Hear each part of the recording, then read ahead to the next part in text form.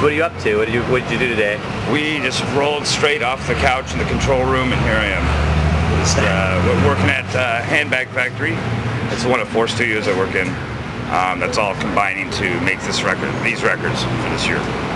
Oh, so do you actually like run the Handbag Factory? No, but on the ground floor, it's like what I consider to be my family. Like cool. These people in my family. All the studios I'm working with right now is like what I consider to be like literally my family. Yeah. All my closest friends, a really tight community of people. And I'm working with 4, recording bed tracks here, taking all of our 1/4-inch tapes over to Handbag, taking the 1-inch, run it up to Needle Shoe Studios, Laurel Canyon, run that through the Neve channels and all the outboard gear, back to Handbag or Needle Studio to mix. Wow. Yeah, so we're just like, we're all analog. At the first studio, there's not even a computer. Yeah. That's at Pat Rex Studios, and really excited about that. So no computer. You're planning on having like a lot of releases this year? Yeah. Yeah, the first one is with, by Februariary 30th, or maybe by March 15th at the latest, is a single with Ariel Pink. I don't know if you know who that artist is. But Ariel Pink? Yeah. So we have a release with him, a really, really great single that I made with Ariel Pink, Crooked Cowboy, and Neil Shoe. Hot single. A-side is straight up, and then B-side's a remix. And it's we're really, really proud of it. It's good. It's different than in his normal stuff because he's like sarcastic, kind of a jerk, kind of in a way. He'd be okay if I said that. And this one he's more emotional, as because he's sitting down with me. I'm much more of an emotional artist, where he's much more of a sarcastic artist. Yeah. I bare my soul, and he makes fun of it. So, but he got kind of more emotional on this one, which is cool. I'm like, it's because I was sitting there. That's kind of neat. So what do you like?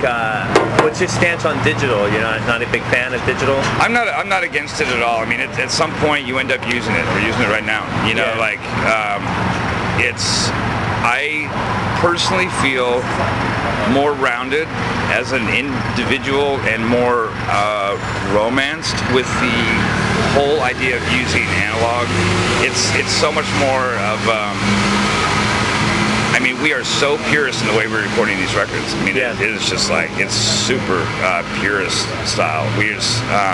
And I'm just doing it because I love the sound of analog. It just puts a grain on it, and that digital, it's impossible for digital to get it. It can't get it. Yeah, people always talk about that warm sound that analog has. It's warm and it's grainy, and because I do darker music, I need that grain. Yeah. Like if you listen to like early Hendrix and stuff, do you? Sure. I'm familiar with some of it, yeah. You listen to the air sound, that's a grain. Yeah. And those tones are the hierarchy of music for me. The very first thing is tone. That's like number 1 thing. Second is melody. Yeah. Third is composition. It's all in there. I should actually put all those as number 1, but really that tonality. When you're driving down the road and you're listening to your radio or something new, and it's low, you're like, what is that? What gets you is tone. Yeah. That's what makes you turn up the radio. So I zero in on that. I've been zeroing in on that for years. So the first recordings, I'm playing solo with the baritone 60s guitar, 1963. Everything is vintage and spring reverbs and everything, and just 2 room mics into a 1957 1/4-inch 2-track. Wow. Yeah. And it's so cool. Part of the romance for me is that's just American history. I'm sitting there like, even if it didn't work, it would look awesome on your mantle. Yeah. The thing is a piece of art. It's it's just things the CIA used. They were part of our making sound. Yeah. And it's amazing to work with these devices. And they're so well put together. This knob like this big, and precision bearings, and they're just beautiful.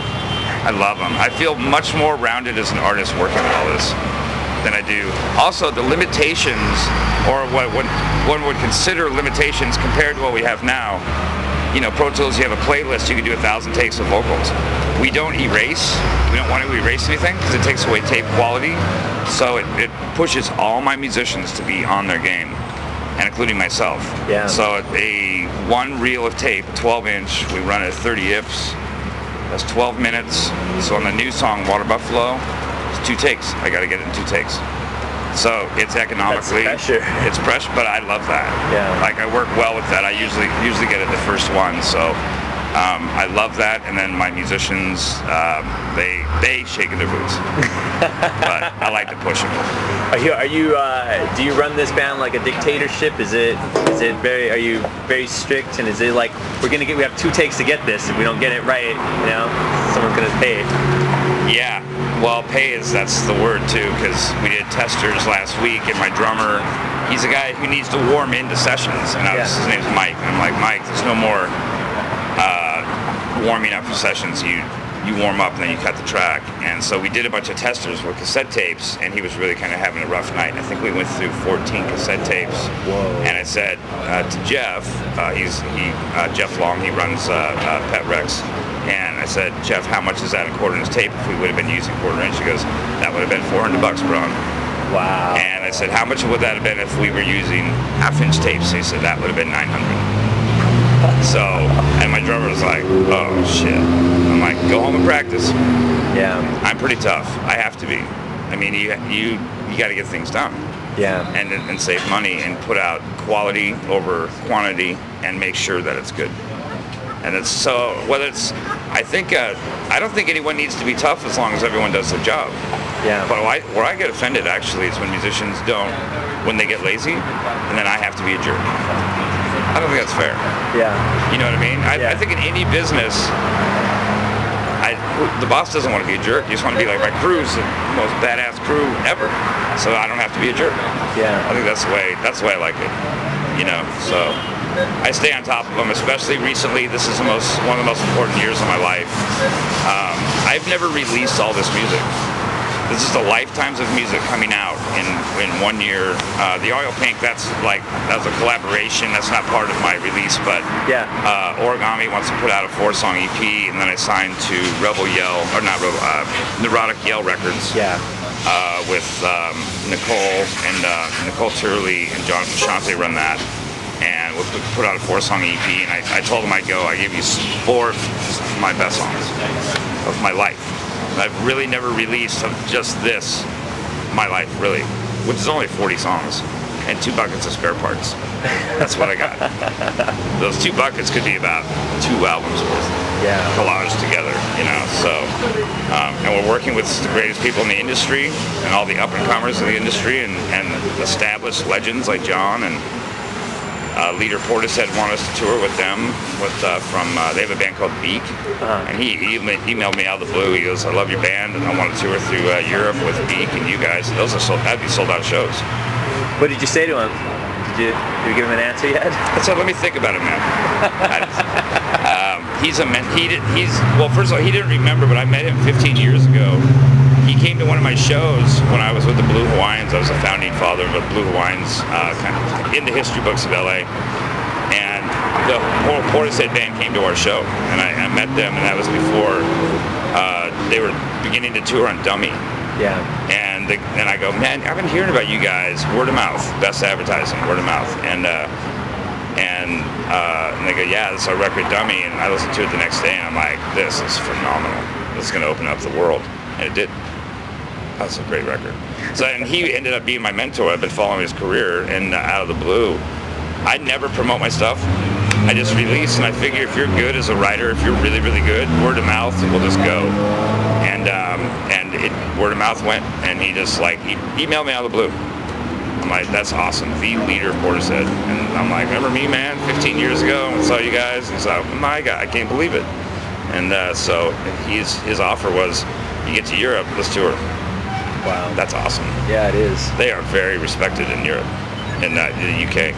Yeah. They're kingpins. You know, these guys are like the electronic masters and hip hop and all that stuff. Really good. So, yeah, I want to do that tour. That'd be nice. Did you come to the show the other night? Which one? The show at Echoplex? Were you there? Oh, I was. I didn't go to that one. I went. Good, I was at. Oh, really? What sucked about it? No one likes that room. Nobody likes that room? It's a tough room. It's the toughest room in town. Why? Sounds bad. God, no offense, but the sound people are not on their game. Yeah. There's not. I didn't have a monitor the whole night, man. The whole night. I'm sitting there singing. Monitor's right here. $300 speaker. Should use it for something. And then, like, after the first song, I'm like, hey, sound man, could I please have some monitor, man, some sound so I can hear my voice? I asked between every single song, which is only 5. So I asked 5 times. I never had to monitor the whole show. So I have no idea what the people are hearing. Wow. I mean, I can hear it like, there's nothing worse than when you're singing and you hear it 50 feet over there. You just don't know, because it's a lot of times I'll sing loud, but I'll sing really soft. You need those nuances I need to hear what that's sounding like, you know. So it's a tough room. I don't like the way it sounds, and I just get a sound check? No, I got screwed on that. Yeah. What order did you play? Were you like second or third? I think we were third. Then there was a band after. It was for Origami Records, and they're good friends of ours and put out albums, so we were helping them out. Yeah. And we got shoes. We got sponsored by Generic Man. So we're wearing their shoes. We got everyone in town wearing their shoes now. All the engineers, assistant engineers and stuff. Pretty cool. Not bad. A little perk to playing some music. Yeah.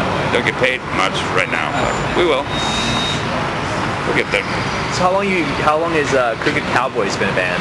Crooked Cowboy I developed it after I left the music industry in 1999 after I had a hit record, the #1 record. You had a hit record? I did. What was it? Whitey Ford Sings the Blues. Oh, what the hell? Yeah. Really? You were part of that? Yeah. Big part, yeah. So you were friends with the House of Pain guy, right? Yeah, Everlast. Everlast, yeah. Yeah, so I came out of making experimental records, and with this career, this journey of music, I've never done anything I didn't want to do. Yeah. And compromise one bit. No, not now. I don't bend. If I don't want to, I'm not going to bend. I'm not going to compromise. I've sacrificed so much to do what I do, including living in my car, living on the street at times. So I'm not going to bend, you know. Yeah. So I had made an experimental record at the Village Recorders. They gave us about $30,000 of free time, and we didn't sell one. But the pop artists lined up. They're like, "We want all you guys." And so 2 different bands got us. Half the band, the brass section, and the brass section, the percussionist went with Macy Gray. Oh, I'll give you one for free. Yeah. Oh no, it's okay. That's no problem. So half the band went with Macy Gray, and then the other half I went with Everlast. And on 2 separate charts in the same week, the Macy Gray hit #1 and Everlast hit #1, and then we end up with all those guys, 12 people, making those experimental records in Germany, playing for 80,000 people.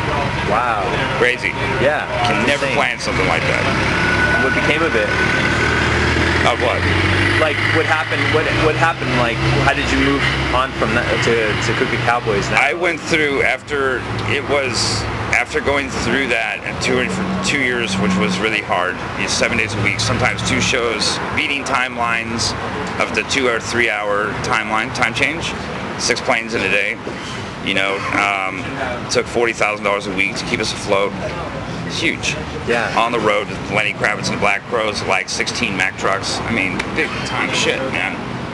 It wore me out, and I realized that I didn't feel like it was the type of success internally that I wanted. I didn't feel it was a really great success, and Everlast really treated people quite poorly at times, and I was like, damn, it just wasn't successful to me. Yeah. That's not success when you have money and you really treat people poorly and people don't like you. Yeah. What's that? That's a failure to me, actually. So and people were like giving me like, you've done it. And I'm like, no, I haven't. That's not success. Not just because I have some money and I'm a celebrity right now. Big deal. It's nothing, you know. So I left the industry and walked away and had 2 offers for records. My first one was Dr. Dre. For like 3 months he wanted me, and then Beck wanted me for like a year, and I said no to both. And I drained all my money and bought my family's house in Highland Park, and I lived there for 7 years and developed Crooked Cowboy. So and all I was doing was just developing. I'm like, I'm going to do a Western soundtrack type thing that's going to be wide, and I'm going to listen to every single thing I get my hands on that even has remotely a Western feel to it, from the oldest to the newest to the best to the worst, the in-between, up, down, all of it. And I just listened to thousands of recordings and soundtracks in this for 7 years. Like, taking it all in, learned how to record, engineer myself, produce myself, how to do what I do. Yeah. Yeah. That's tough. Yeah. I took my skills and which were pretty wide with Everlast. Like, I was running samplers, steel guitars, homemade guitars. Then I took what I did and tripled it and made it bigger. So my skills widened. You know, like I can play drums on some tracks now pretty well and play different instruments, and I just widened all my skills so I'd just be better at what I do for music. So are you producing your own music? Yeah. All of it. Yeah, I run just all of it, book the shows, handle the management. I have one manager that handles like iTunes and stuff like that. A film agent who's out there gets the stuff and licensing deals in Australia, and I think the UK we just signed one. So the whole engine is, we're up and running, we're ready. Like this, and now here come the records of my life. And I hope it moves them. That's all I can hope for. I'm just being honest on these records. I really put myself down on some songs, and because it's been a rocky life, man. Yeah. You know, I've really lived a lot. You know, so I'm hoping that people enjoy it. I think preliminary already. I mean, some of the songs I've already tested, and like I already know that like people are gonna really like this song.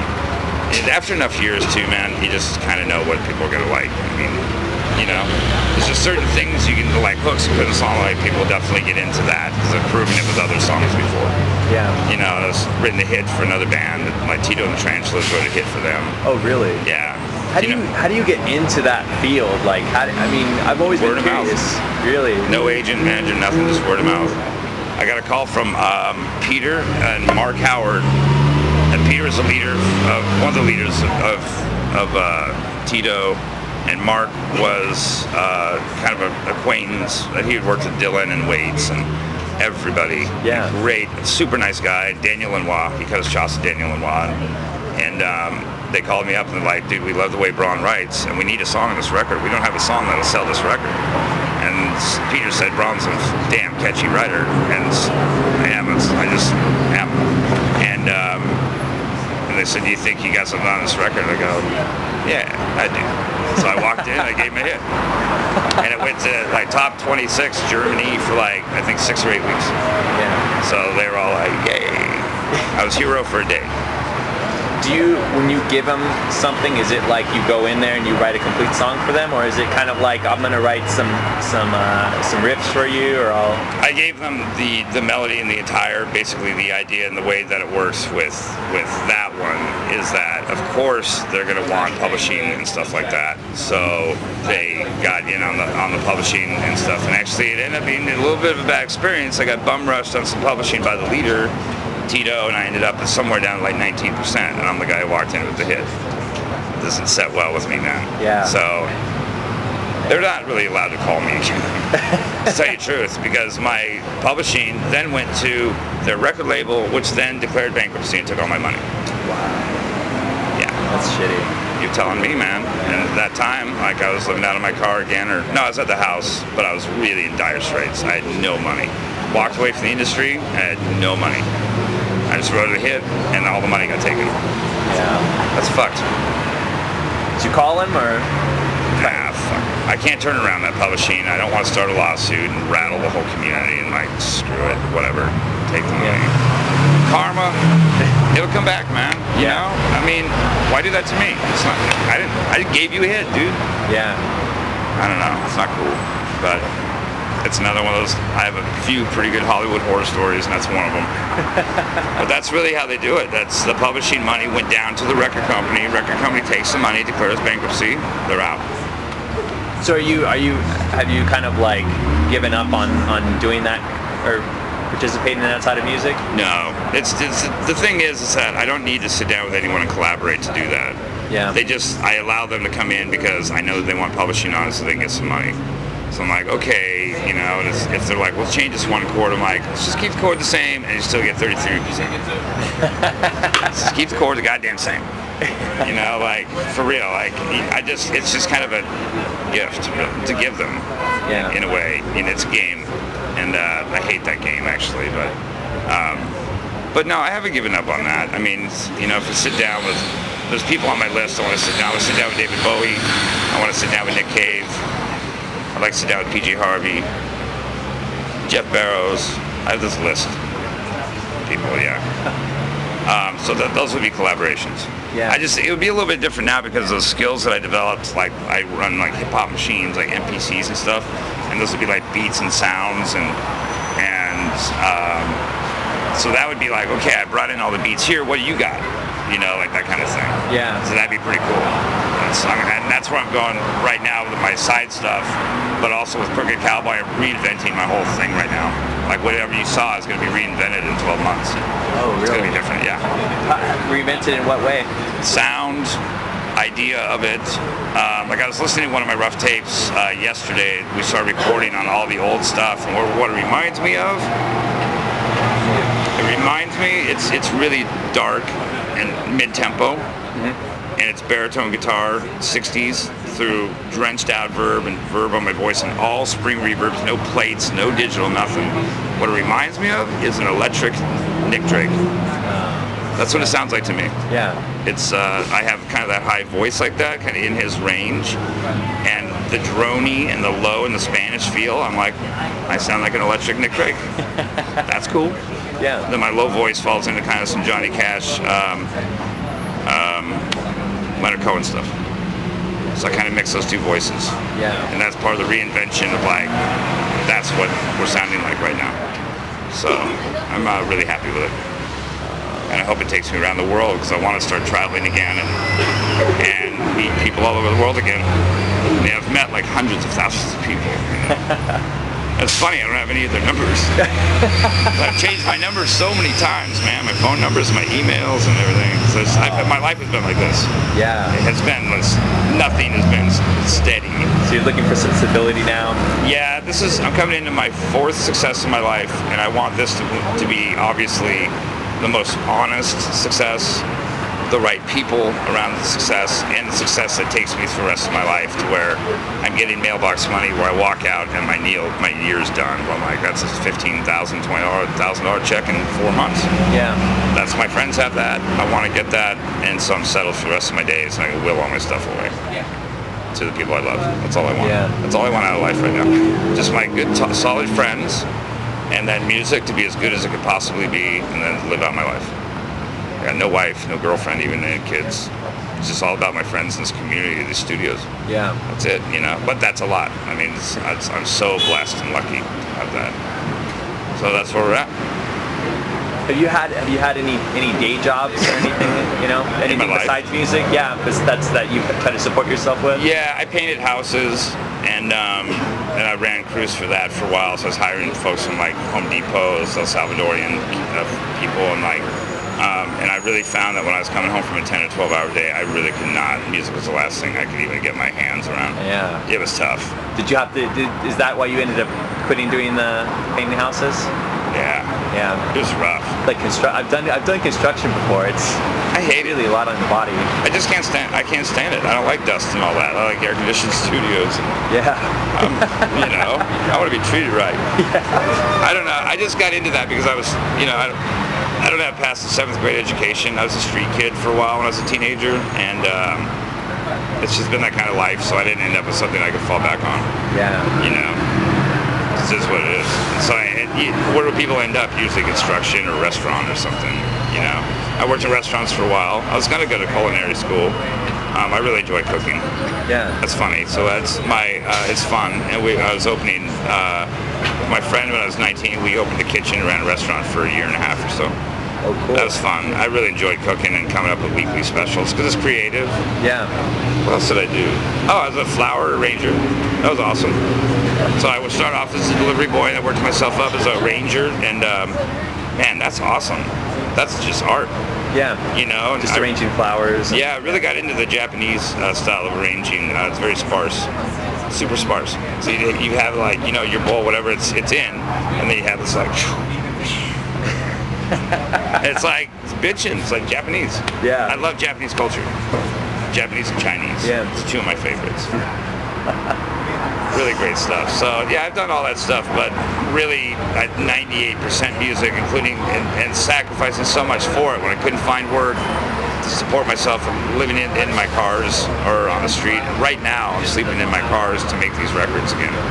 I sold a song for $5,000, and I could either get a nice apartment for 7 months or a nice car to get me to the studios. I took the nice car, that's a 4Runner, and made a nice bed out of the back.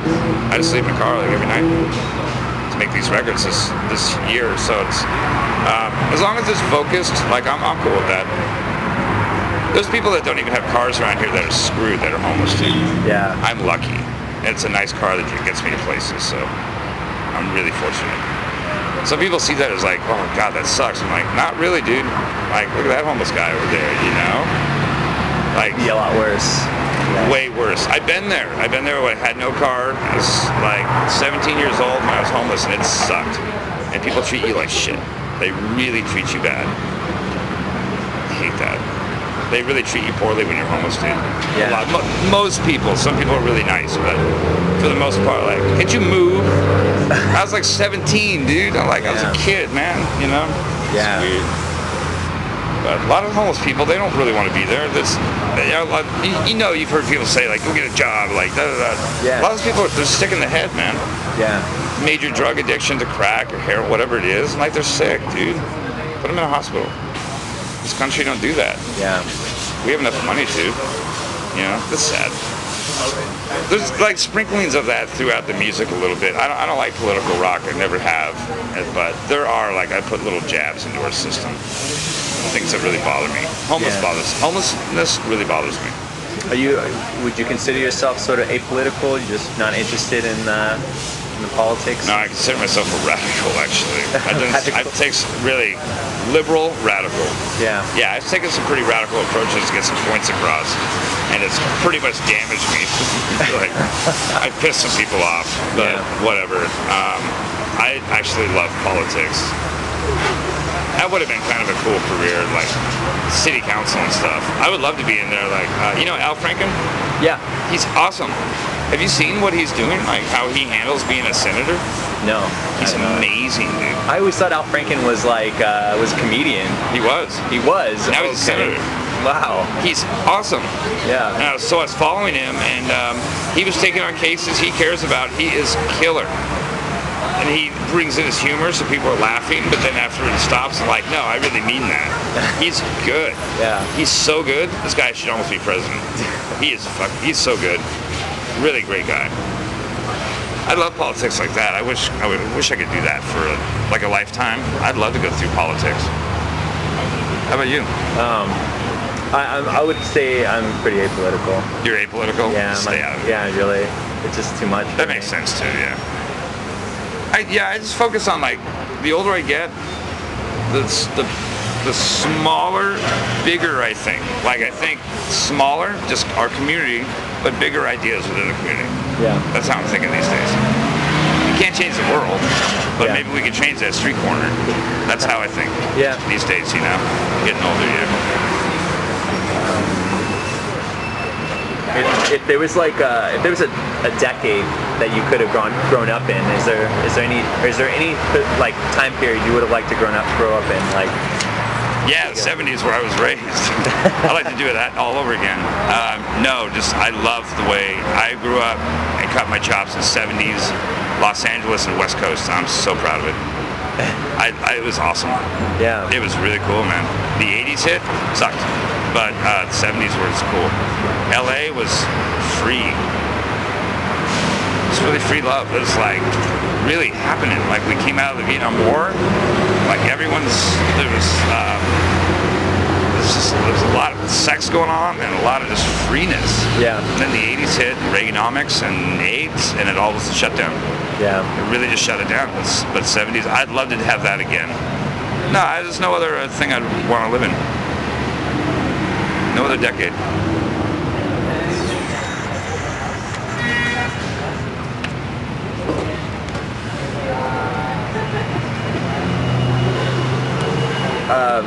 I guess this will be my last question. Do you have a favorite monster? Favorite month? Monster, like horror movie monster.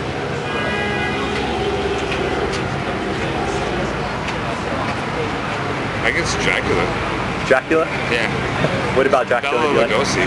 Bela Lugosi. He was awesome. The original Dracula? Yeah. Yeah, I think that. Yeah, that and Frankenstein. The originals, yeah. Yeah. That old stuff. I thought that stuff was killer. What's your fave? I guess zombies. I'd have to say zombies are my favorite. Like Night of the Living Dead? Yeah, Night of the Living Dead. Did you like that movie that's, what they call it, 13 Days, whatever? Oh, But it goes. If you take taxis, you know, $3, $5, $6, dinner, 40, 30. It's just so expensive. It's crazy. But I love it. That's all the cultures mix in New York. I love that because I love meeting people from different cultures, and that's awesome. Almost all the taxi drivers are Indian. Yeah. That's killer. We left $4,000 in a bag in a taxi 12 years ago. 12 years ago, $4,000 and $6,000 in receipts from music stores, Guitar Center and stuff, and had it back the next morning at 9 a.m.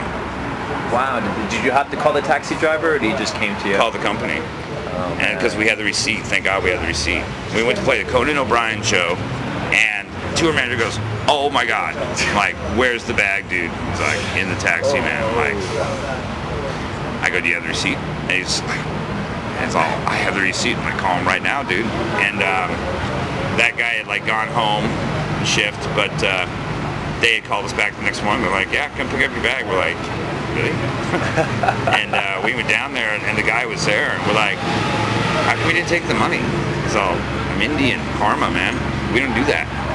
That is very rad. $3,000 cash. Wow. I mailed $150 one time in the mail, like a dumbass, and it got stolen. I dropped it off in the mailbox, and it got stolen. So that's crazy. Yeah, $4,000 in a taxi cab. That's insane. Yeah, I know. We got it all back, and we're like, well, we're like, here, take $500 because the receipts were worth more than the money. Yeah, the tax write-off. So we're like, really, that's like about $10,000. And he goes, "You don't have to tip." "No, we give it back. Get out of here." And he really did get out of here. It's like, "Just get out of here. We don't take money. That's karma. We believe in karma." I'm like, "I do too, man." Well, I probably wouldn't take it. I'm just kidding. No, I do believe in that. I wouldn't have taken that. Yeah. What an awesome thing. There are good people in this world, man. You can travel around and find them. I think it's all even. I think it's 50% good, 50% bad. That's the way I feel about it, man. Through traveling a lot of this planet, that's what I've seen. Do you believe in an afterlife? No, I believe in aliens. Oh, really? Yeah, like 100%. Like completely. Yeah, I do. If the world ended this year, how do you think it would be? Do you think it'd be aliens that would come? Yeah, probably.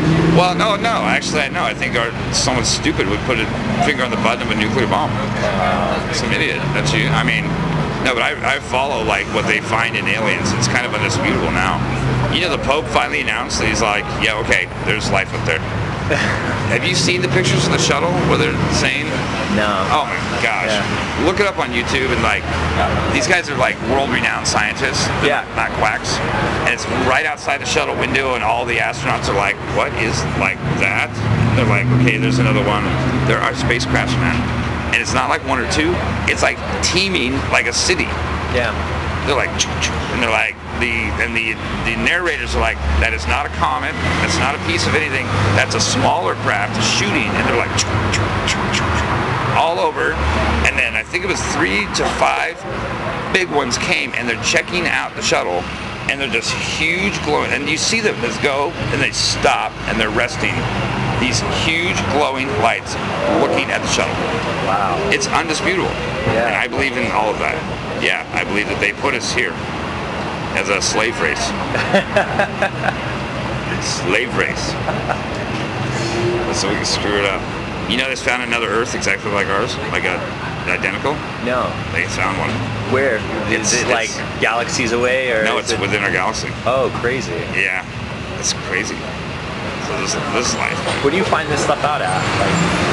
My friend follows it, like, there's Ancient Aliens on Discovery. Oh, yeah. And then through those guys, it's just like huge. I've researched a bunch. Like, these guys they're not jokers. They're not UFO chasers. Yeah. They're real folks. And it's really, really awesome. I'm looking at my friend. I haven't seen him forever. the weirdo. He's a great writer. He's actually taking off right now. His name is Eric. Yeah. I love him. I'll call him later. But he's just, look what a weirdo he is. But he's just taking off as a writer. It's huge. Like a book writer. Yeah. And landed a huge deal, and he's rolling. Wow. Yeah. Really proud of him. Great guy. I better get a coffee to validate this. Yeah.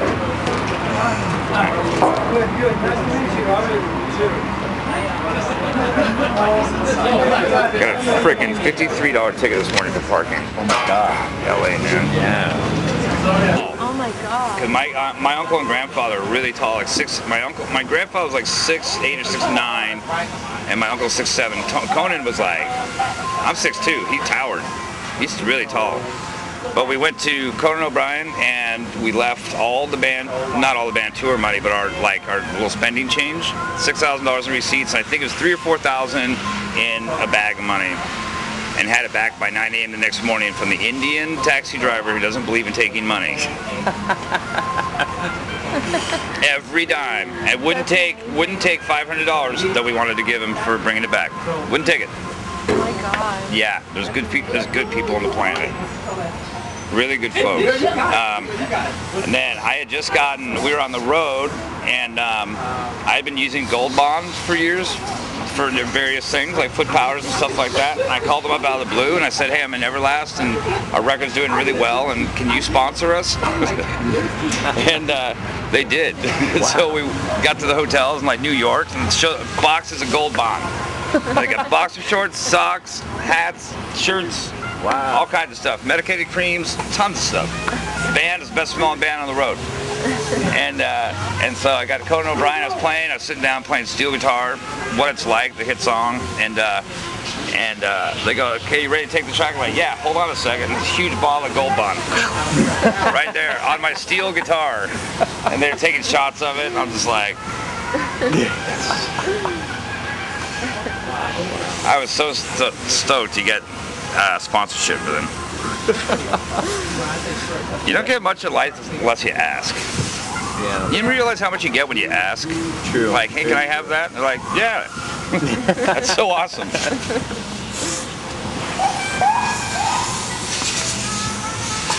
Can I borrow someone's phone for a second and make this call? I don't want to. Thank you. Is it just regular? It is. You can. The keypad is. Yeah. You dial. Oh, got it.